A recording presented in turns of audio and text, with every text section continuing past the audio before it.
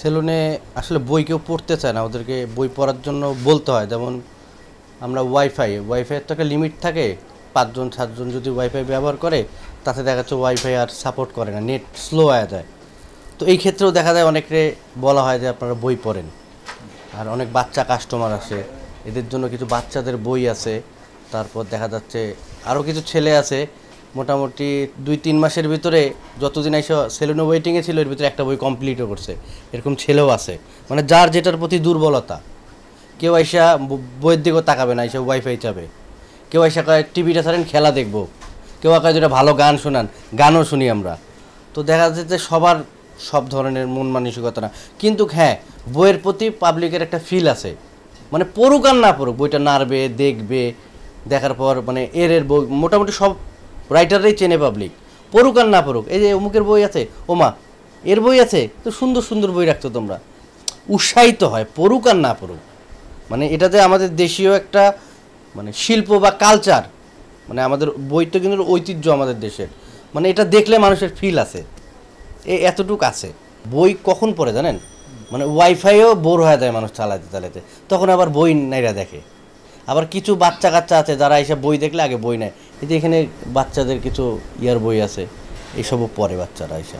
বইটা এখনকার যুগে মানে বইটা হচ্ছে কি জানেন, নতুনত্ব কিছু, এটা কিন্তু মানে পুরান কিন্তু না, এখনকার জন্য এটা নতুনত্ব আসছে। যেরকম মানুষ বাবা তোমরা বই রাখছো, মানে একটা ভাল লাগা কাজ করে মানুষের ভিতরে, ওই তখন বের করে দুইটা পড়ে, অবশ্যই ভাল লাগে, মানে আসলেই ভাল লাগে। মানে এই জিনিসটা তো এই যে মানে রাইটার এই কাজটা করছে মাওলা সাহেব, তো এনার উচিত যে বাংলাদেশের মানে ম্যাক্সিমাম জায়গায় বইটা পৌঁছায় দাও। কেউ পড়ুক আর না পড়ুক, আজকে পড়ে নাই, কালকে পড়ে নাই, পরশু পড়বে। তো আমার পছন্দের একটা রাইটার, আমি বই পাচ্ছি না, এখানে এসে একটা রাইটার দেখলাম, আমি তার বইটা নিয়ে 2টা লাইন পড়লাম। চর্চা তো পড়তে পড়তে আসবে, আর উনি দিলেই মানুষ পড়বে, না দিলে পড়বে কোথায়? আমার সেলুনে আজকে বই আছে দেখে আপনারা কথা বলছেন, না থাকলে কথা কইতেন কেমনে? এভাবেই জায়গায় জায়গায় বইটাকে পৌঁছাই দিতে হবে। বই আর এখন একা যাবে না, ওকে কারো ক্যারি করে নিয়ে দিতে হবে, তখনই মানুষ যা পড়বে। কেন এটা অনেক মানে রিজার্ভ হয়ে গেছে, বইটা আমাদের থেকে হারাই যাচ্ছে। কিন্তু উচিত একে মানে পাবলিশ করা বইটাকে।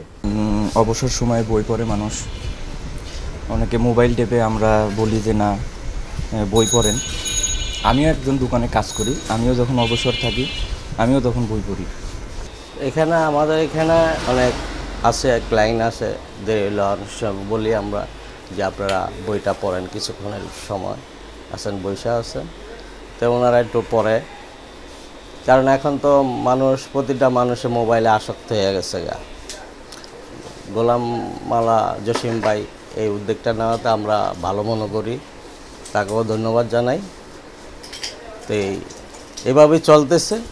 তা আমার দোকান ছোটোর কারণে আমার এই অল্প শখ দিছে বই, তবে যদি এক্সট্রা যদি বাড়াইতে পারে তখন আরও আনবো আর কি। না সবাই বলে গোলাম জসিম ভাইকে ধন্যবাদ জানায় সবাই, যে উনি একটা ভালো উদ্যোগ নিয়েছে, সবাই যাতে এর নিয়ে আগে আসে সবাই।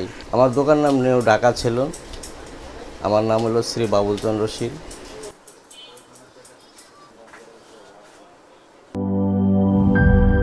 শিয়া বাটার ও ভিটামিন ই সমৃদ্ধ lily glam beauty soap. Lily, always beautiful.